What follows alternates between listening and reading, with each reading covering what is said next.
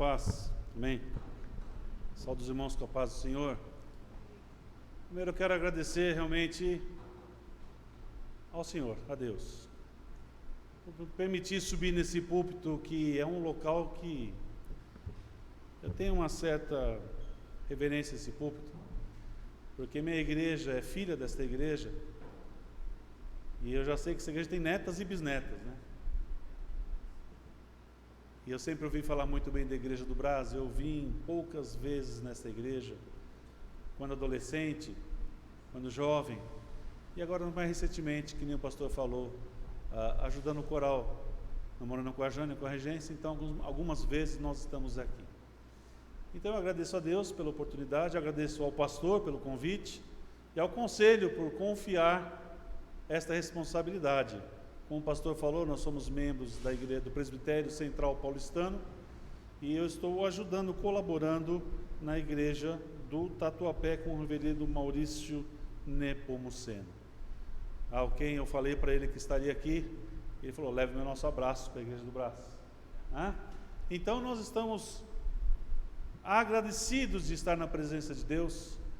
Já cantamos louvores, já adoramos ao Senhor, e agora nós vamos meditar um pouco naquilo que, como o pastor falou, na liturgia da igreja. Até então eu tinha preparado um outro tema, mas o pastor falou: não, fica à vontade, fala do seu tema, mas a liturgia nós vamos seguir então o que o pastor já tinha pré-determinado. O texto que nós vamos falar hoje se encontra no livro de Marcos, no capítulo 14, nos versículos de 32 a 42. Mas eu vou pedir permissão para os irmãos. Nós leremos o texto de hoje, Marcos 14, 32 a 42. Mas antes de ler esse texto de Marcos, eu queria ler um outro texto, mesmo em Marcos capítulo 2. Abra sua Bíblia, Marcos capítulo 2. Marcos capítulo 2 vai falar daquela passagem de a cura de um paralítico em Cafarnaum. O que estava acontecendo nesse momento? Nesse contexto, Jesus foi para Cafarnaum, entrou numa casa, e nós não sabemos ao certo de quem era a casa. Provavelmente, possivelmente Simão Pedro, porque a casa de Jesus era em Nazaré, a 32 quilômetros de distância. Então algumas pessoas ficaram sabendo que Jesus estava ali naquela casa ensinando. Os irmãos já conhecem a história, eu só vou lembrar porque eu vou ler dos versículos 5 em diante. Mas até chegar no versículo 5, Jesus estava ensinando, e algumas pessoas pegaram um paralítico e falaram: nós precisamos levar esse nosso irmão paralítico à presença de Jesus. E não conseguiam chegar porque a casa estava tomada de gente, não tinha por onde entrar, pelas janelas, pelas portas. E os irmãos se lembram que eles resolveram colocá-lo sobre o telhado, abrir um buraco no telhado, conseguiram cordas. Pastor, eu fico imaginando o trabalho que eles tiveram para levar aquela pessoa paralítica na presença de Jesus. E aí desceram ali por cordas o paralítico na presença de Jesus, e do versículo 5 e diante, já nos situamos aqui, diz assim: vendo-lhes a fé, Jesus disse ao paralítico: filho, os teus pecados estão perdoados. Mas alguns dos escribas estavam assentados ali e arrazoaram em seu coração: por que fala ele deste modo? Isto é blasfêmia. Quem pode perdoar pecados, senão um que é Deus? E Jesus, percebendo logo por seu espírito que eles assim arrazoavam, disse-lhes: por que arrazoais sobre estas coisas no vosso coração? Qual é mais fácil dizer ao paralítico: estão perdoados os teus pecados? Ou dizer: levanta-te, toma o teu leito e anda? Ora, para que saibais que o Filho do Homem tem sobre a terra autoridade para perdoar pecados, disse ao paralítico: eu te mando, levanta-te, toma o teu leito e vai para a tua casa. Até aí que eu queria ler esse texto. Agora eu quero abrir no texto de hoje, Marcos capítulo 14, por favor, vocês acompanhem a leitura. E eu vou fazer um acordo aqui com o pastor, confia em mim, porque quem Quem é jovem, antigamente era diferente. Hoje os nossos jovens, nossos filhos vão fazer vestibular, então são 2 textos, ele passa os 2 textos e a redação é assim, acha um ponto entre os 2. Então prometo para vocês que no momento oportuno vocês vão ver o ponto desses 2 textos. Confiem em nós que nós vamos chegar lá, mas confie mais em Deus, que é a palavra dele. Marcos capítulo 14, 32 a 42, diz assim o texto: Então foram a um lugar chamado Getsêmani. Ali chegados, disse Jesus a seus discípulos: Assentai-vos aqui enquanto eu vou orar. E levando consigo a Pedro, Tiago e João, começou a sentir-se tomado de pavor e de angústia. E lhes disse: A minha alma está profundamente triste até a morte. Ficai aqui e vigiai.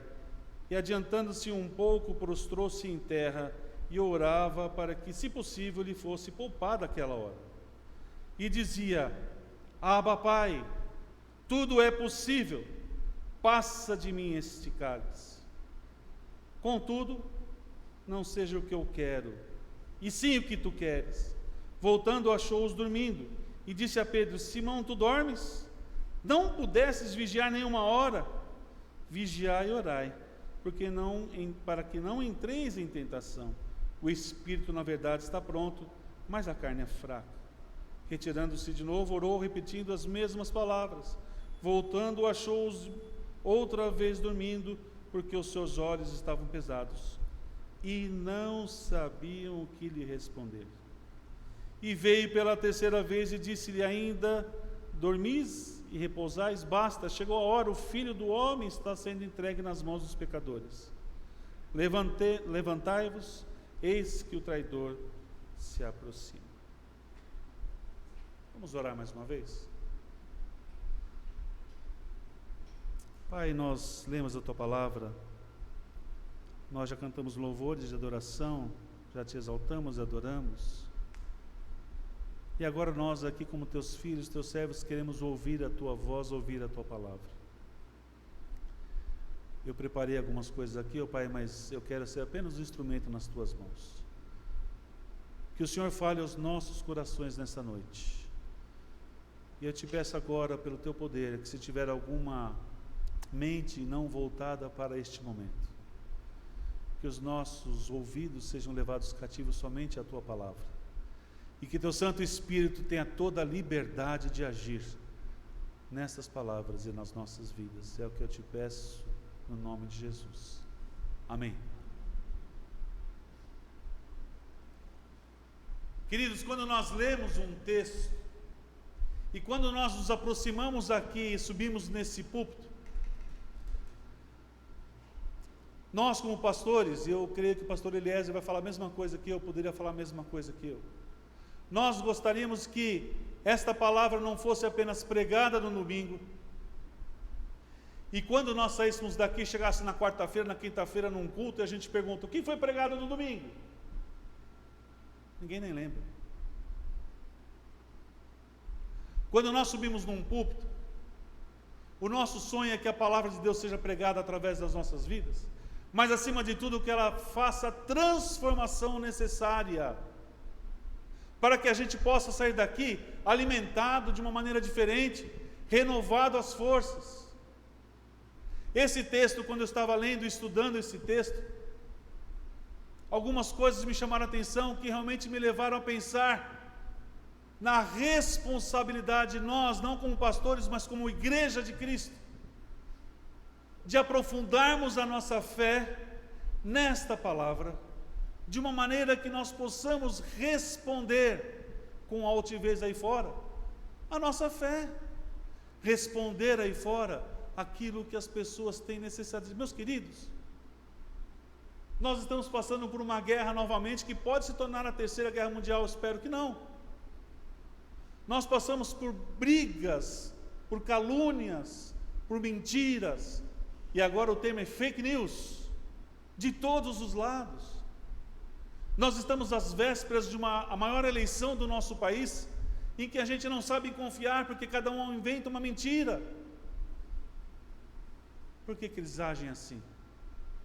Porque eles não têm a palavra de Deus. eles não estão aliados com o Senhor, como nós estamos. Nós temos as respostas. A palavra de Deus nos apresenta as respostas, mas muitas vezes nós nos enfraquecemos, nós nos tornamos tão, desculpe o termo, medíocres, quando nós somos afrontados no mundo, quando as pessoas pedem a razão da nossa fé, e nós não falamos que nós sabemos qual é a solução para os nossos problemas. Nós sabemos qual é a solução para a Ucrânia e a Rússia. Nós sabemos qual é a solução para o nosso governo, é Jesus. Mas muitas vezes nós não estamos transmitindo isso. E o texto de hoje nos leva a pensar o quão profundo nós estamos com Jesus para poder sair daqui, para poder falar ao mundo, se possível com as atitudes. Um testemunho, sem pregar.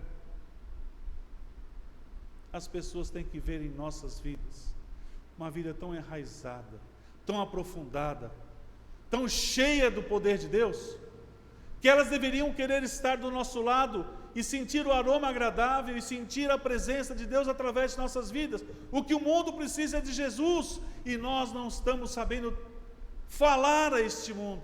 Infelizmente, é a conclusão que eu chego quando eu leio esse texto e quando eu me deparo a ele. Então, o que nós esperamos? Como pastores, eu fico imaginando quantas igrejas hoje, neste horário, estão começando as suas pregações. Nós queremos e nós imaginamos, nós pedimos ao Senhor que as nossas igrejas, os nossos membros, que os nossos servos em Cristo estejam aptos a sair e falar assim: vocês querem saber a resposta? E nós gostaríamos que todos tivessem falado como Paulo: olha, está vendo Cristo? Me seguem, eu estou seguindo a Cristo. Quem tem coragem de falar: eu estou seguindo a Cristo, me segue que eu estou seguindo a Cristo. O texto que nós lemos, e dentro da chamada Semana Santa, é o texto que antecede a morte de Jesus. É o texto em que ele se coloca em desespero, em agonia. E eu quero aqui perguntar para os irmãos: quem nunca passou por medo? Quem nunca passou por desespero? Quem nunca passou por agonia? Nós cantamos Mais Perto Que Ele Está, pastor, eu lembrei do filme Titanic, a música clássica que eles cantaram naquele filme, e eu fiquei tão revoltado comigo mesmo, que a única sessão que eu consegui assistir foi de tarde, numa matinê que estava cheia de crianças. Eu me derretendo, chorando, vendo o filme, e as crianças dando risada. Mas a verdade é, esta música, para quem não conhecia, foi conhecida pelo mundo inteiro. Quantas e quantas pessoas assistiram e viram aquele conjunto cantando Mais Perto Que Ele Está de Ti, e eu ficava imaginando o desespero daquelas homens, daquelas mulheres, onde tinham que salvar suas crianças, onde eles sabiam que iam morrer, e o que eles conseguiam falar era: eu quero estar mais perto de Ti. E aqui Jesus se coloca na mesma posição, quando ele chamou aqueles 3 discípulos para ir junto dele orar: eu quero estar perto de vocês. O momento era de tensão, o momento era de angústia. Jesus estava sabendo tudo o que ia se passar na sua vida. Ele já tinha ensinado ali sobre a Santa Ceia. Ele já tinha ali falado, lavado os pés dos discípulos. Ele já tinha feito ali, isso tudo na quinta-feira, aquela oração sacerdotal de João 17. E agora ele vai se apresentar para o Senhor, para pedir apenas para passar o cálice dele. Que situação! Quando nós estamos em momentos ruins, o que a gente mais quer é estar perto de alguém. E o texto aqui fala que Jesus estava em angústia. E ele vai para o Getsêmani. Os irmãos já sabem, mas vou relembrar, porque vai que tem alguém que não sabe. Getsemane quer dizer lugar da prensa, né? Da oliva, da uva, da azeitona, onde existe aquela prensa. E diz os estudos que a primeira prensa, quando é um moinho, uma coisa grande que eles iam prensando, que a primeira prensa, onde tem a leve amassar da fruta e sai aquele óleozinho mais leve, que a gente chama de o azeite puro. A segunda prensa é o azeite comum, o óleo comum que a gente come. E a terceira prensa é a prensa suja. Quando já sai todo o óleo, aí a prensa entra em contato com o caroço e é exprimido junto, e já sai aquele óleo mais impuro, e aquele óleo apenas serve para produtos de limpeza, apenas serve para manutenção, para ser misturado com algumas coisas, para proporcionar uma limpeza. E Jesus ali, tem uma versão que diz, a minha alma está triste, a minha alma está angustiada. Tem uma versão que diz, a minha alma está quebrada, amassada, eu me sinto como esta prensa. E é um quadro muito difícil para Jesus enfrentar. E o texto aqui que nós lemos fala que ele chegou às gotas de sangue, o seu suor, nesta angústia, nesta dor, nesta mágoa, se transformou em sangue. E tem uma doença, eu fui pesquisar, eu não sei, né? A gente tem o santo Google, o médico Google. Hematidrose. É quando você sente angústia, quando você sente medo, quando você sente pavor, e o seu suor se transforma em sangue. Hematidrose. É possível que a gente possa sentir isso hoje em dia. Existem alguns casos disso.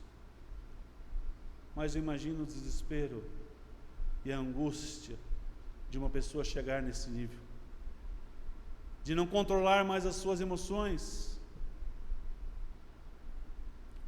E aí Jesus, nessa situação, ele quer se encontrar com os discípulos que ele levou lá para orar junto com ele.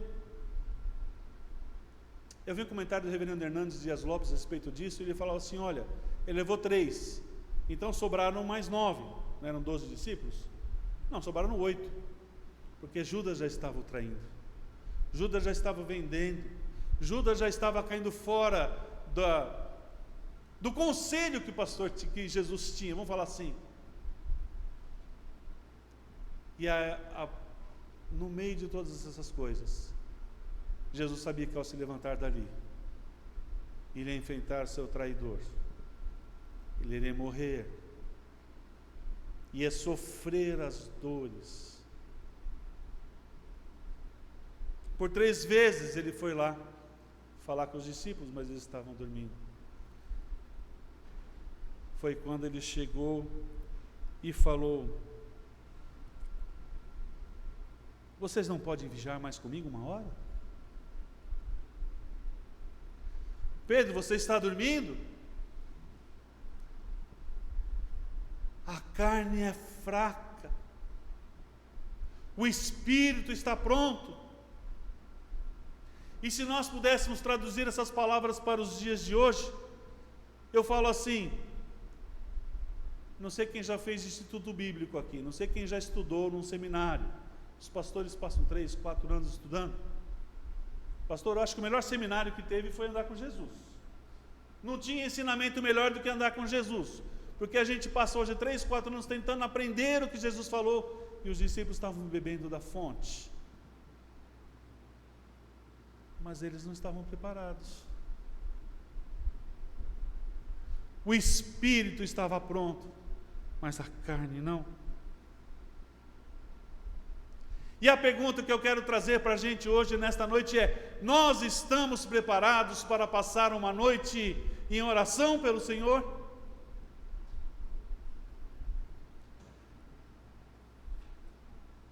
Jesus passou dores. E depois de uma escola que eles tiveram, nem os 3 mais chegados conseguiram aguentar. Mas estavam salvos. O Espírito estava pronto. Mas eles não conseguiam resistir e aguentar com Jesus.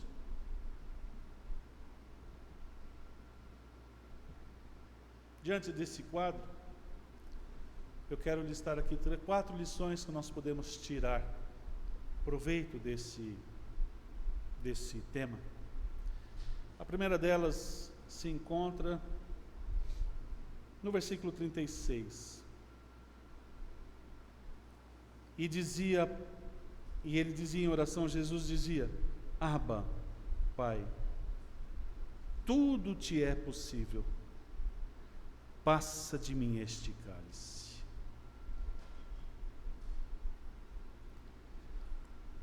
Nesta oração,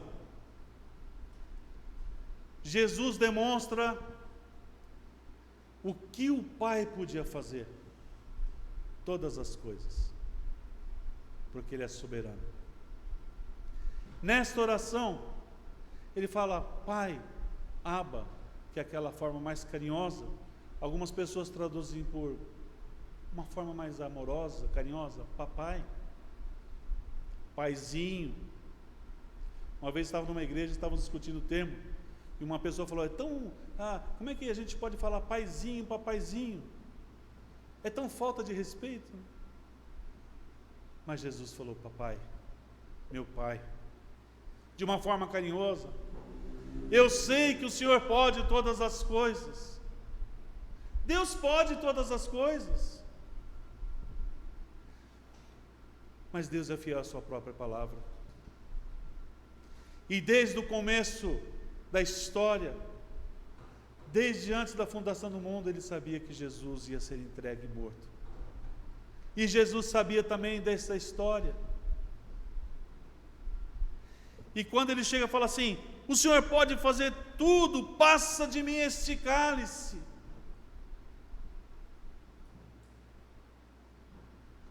Então Ele começa a declarar ao Pai,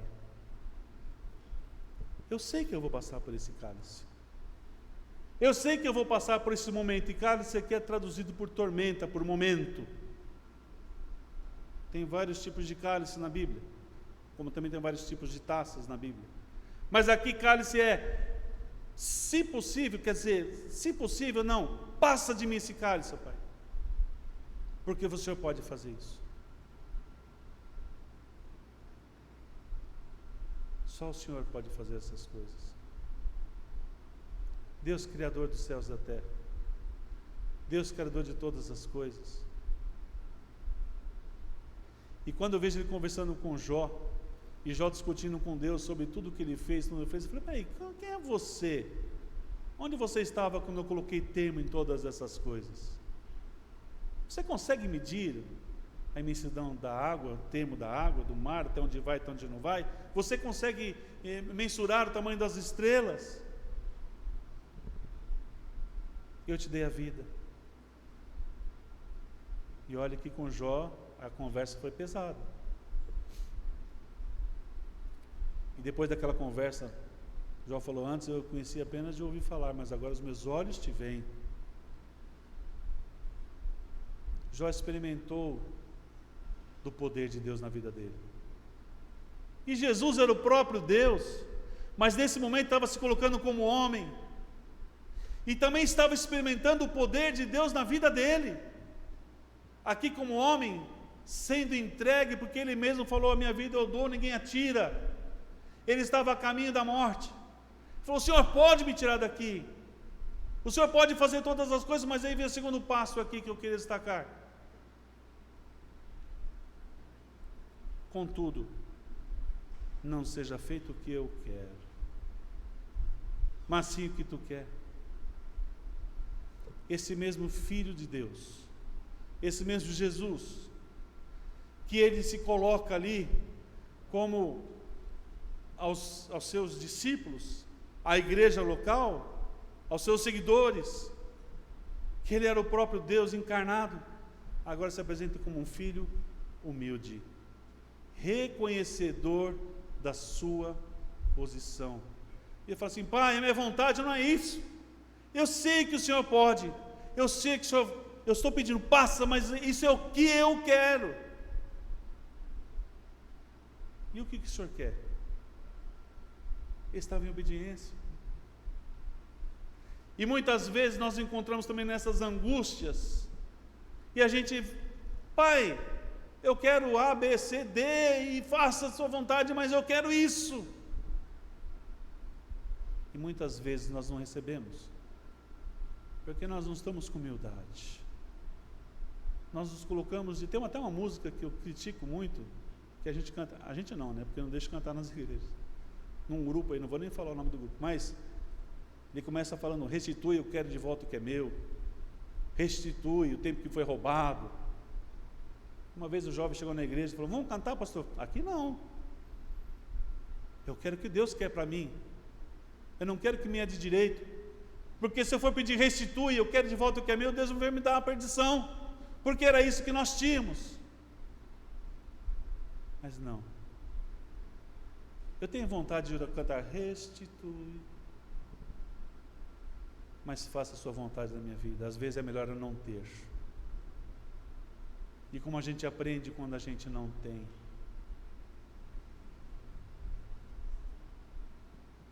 A terceira coisa que nós aprendemos realmente é a necessidade da oração. O espírito está pronto, no versículo 38, mas a carne está fraca.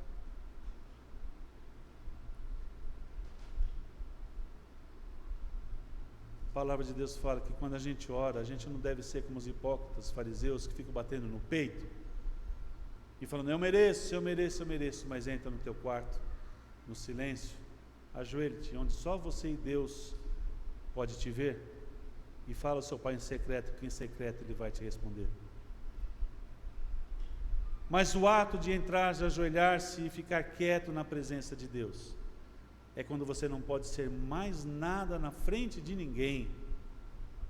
É quando você sabe que só Ele conhece o teu coração, e você não tem mais como mentir, não tem mais como mudar a história, não tem mais como colocar uma roupa, uma capa de marido, de esposa, de presbítero, de pastor, de diácono, de cantor, de seja lá o que for. É o seu momento a sós com Deus.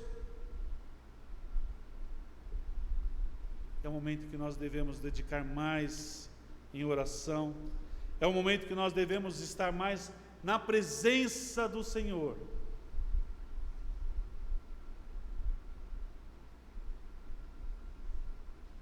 E o quarto ponto que eu quero destacar aqui é que Jesus, depois de 3 vezes, estava lá, orando, foi 3 vezes procurar. A primeira vez conversou com Pedro, a segunda vez já viu dormindo, eles não tiveram reação, ficaram com vergonha. Na terceira vez olhou, voltou e continuou a orar, e cada vez que Jesus orava, ele falava as mesmas coisas: Pai, eu estou com medo, passa de mim esse cálice, mas não seja a minha vontade, a sua.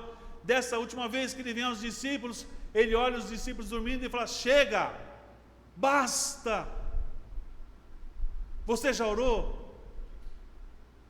Você já apresentou ao Senhor as suas necessidades? Você já falou para Ele que estava com medo?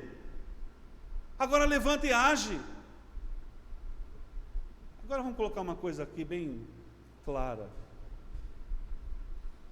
O que tinha mudado na posição de Jesus naquele momento? Porque ele, no versículo 41, ele fala: e veio pela terceira vez e disse: ainda dormes? Repousa, basta. Chegou a hora. O Filho do Homem está sendo entregue nas mãos dos pecadores. Quer dizer, o que mudou na vida de Jesus? De quando começou a sua oração? De quando começou o seu medo? E agora que ele estava olhando para os discípulos, falou: vamos levantar, basta, porque o traidor está chegando. A pastor não mudou nada, ele entrou na oração com medo da morte e saiu com medo da morte. Ele entrou sabendo que ia morrer, saiu sabendo que ia morrer. Ele entrou sabendo que ia sofrer e saiu sabendo que vai sofrer. O traidor está chegando. Mas a atitude dele mudou. Porque ele não foi de acordo ali com os discípulos, falou assim: meus irmãos, vão levantar, porque agora... Mas ele deu um basta, chega, vocês estão dormindo? Levanta, chega, vamos ter atitude, porque agora o traidor está vindo, eu não posso fazer mais nada, deixa nas mãos do Pai. Esse é o quarto ponto, quando a gente se levanta de uma oração, mesmo que a gente não saiba ainda a resposta, nós devemos agir, porque ficar prostrado não vai adiantar nada. Está doendo, eu sei. Está difícil, eu sei que está difícil. Não adianta você pegar uma espada e cortar a orelha daquele que for te prender, como o Pedro fez na ovelha do Malco lá. Não adianta. Tem momentos que nós vamos chegar na presença de Deus e nós vamos ter que responder para Ele. Tem momentos que nós vamos ter que chegar na presença dos nossos adversários, porque os adversários de Jesus estavam lá. E os nossos adversários?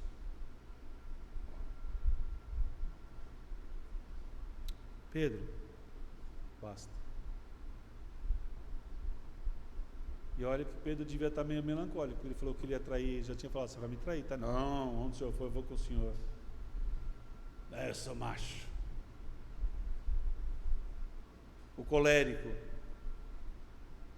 o homem bronco, mandão, dono de uma empresa, que ele era pescador, mas tinha os seus empregados, sabia mandar, sabia fazer todas as coisas, não aguentou o tranco, dormiu. E o quarto ponto é esse: por quanto tempo nós vamos ficar dormindo? Por quanto tempo nós vamos ficar chorando? O que é certo é que nós temos que orar.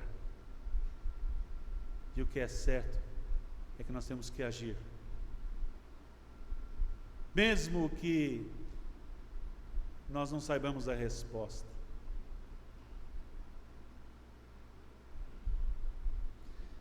Concluindo, meus queridos, quando Jesus estava lá, eu creio que jamais homem nenhum, ser humano nenhum, vai conseguir entender a dor e o sofrimento de Jesus. Porque era para nós termos passado por aquilo. No entanto, nós não vamos entender isso. Nós, vírgula, aqueles que foram salvos pelo sangue do Cordeiro. Porque tem gente que vai entender, sim, o que estava acontecendo com Jesus. Nós não vamos ler o texto, mas Apocalipse 16 fala das 7 taças da ira de Deus que serão derramadas sobre a humanidade.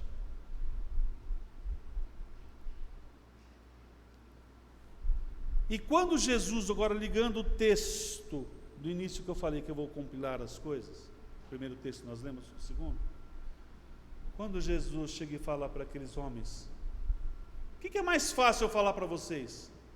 Estão perdoados os pecados ou levante e anda? Quando Jesus fala aquilo, para mim é muito mais fácil falar levante e anda. Eu sou o Criador de todas as coisas. Mas quando Jesus fala assim, o que é mais fácil para vocês? E todos pensavam, é mais fácil, mais difícil falar levanta e anda. Para mim é mais fácil. O mais difícil para Jesus é falar, estão perdoados os seus pecados. Porque quando Jesus falava isso, ele sabia que ele ia estar nesse lugar, ele sabia que ia estar no Getsemane em oração, em pranto, ele sabia que ia ser levantado na cruz. Os homens não podiam compreender, mas Jesus sabia que para perdoar os pecados ele ia sofrer, ia ser traído.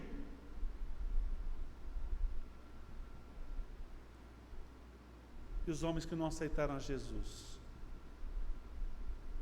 sofrerão, mas não porque serão traídos, sofrerão pela ira de Deus. Talvez, eu não sei, aí é indagação minha, talvez esses homens de Apocalipse 16 experimentem um pouquinho da dor que Jesus sentiu, porque Deus não anda com o pecado.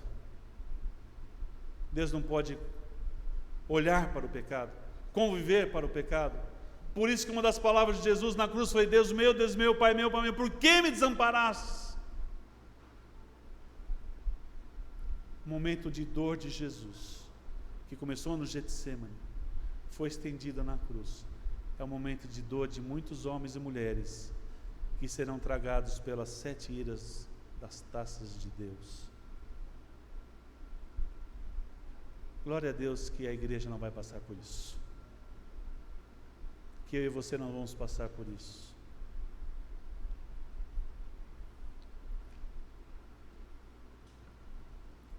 A segunda questão que eu deixo aqui, a conclusão é: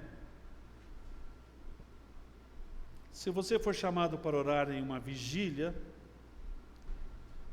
o que você vai fazer? Você vai se esforçar e vai estar com Jesus por uma noite? Ou você vai entregar os pontos e vai dormir? Eu vou falar uma coisa para vocês. Quando eu tinha 18, 19, 20 anos, eu era capaz de pegar o carro e ficar viajando 2, 3 noites sem dormir. Eu fazia isso. Saia viagem, virava a noite, ia viajando. Há 6 anos atrás, foi a última viagem grande que eu fiz. Eu peguei e saí do Rio Grande do Sul, de Porto Alegre, às 8, 9 horas da noite. Vou para São Paulo. Eu precisei encostar o carro e dormir um pouquinho, porque não ia aguentar chegar. Eu sei que o tempo e o comodismo e a vida nos cansa. E nós não podemos fazer mais as mesmas coisas de 19, 20 anos. Mas aqui, o desafio é outro. Não é sobre você conseguir dirigir, não é sobre você conseguir desafiar o seu corpo, o seu cansaço, mas é em você estar na presença de Deus, se necessário for uma noite inteira.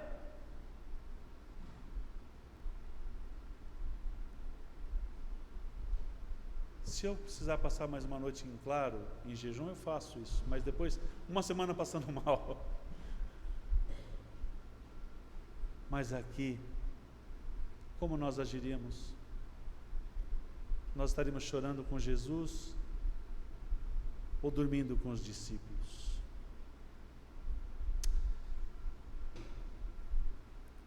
O traidor de Jesus e os nossos traidores estão aos nossos derredores todos os dias. Nós só podemos vencer com oração, com persistência, mas falando ao Senhor: Pai, a nossa realidade é essa, a minha realidade é essa, eu preciso, por favor, e eu sei que tudo o Senhor pode, eu preciso, Pai, mas que seja feita a Tua vontade. E por favor, se meu pedido fizer parte dela, muito obrigado, mas se não fizer, muito obrigado também.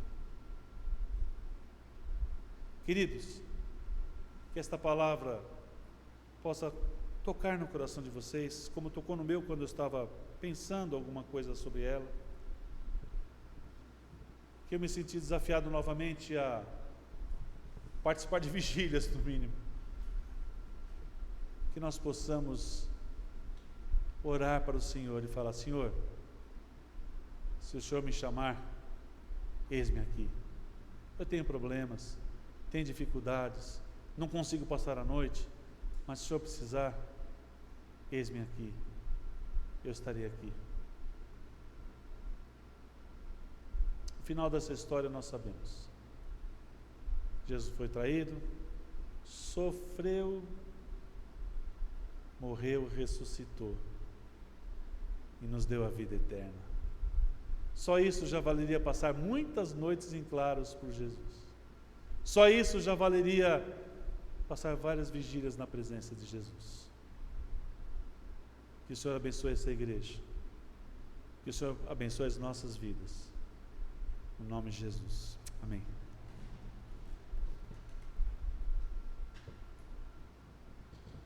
Depois do Getsemane, Judas e todos chegaram. Jesus foi preso, levado, julgado, crucificado e morto, mas ao terceiro dia ressuscitou. O hino que nós cantaremos fala e descreve.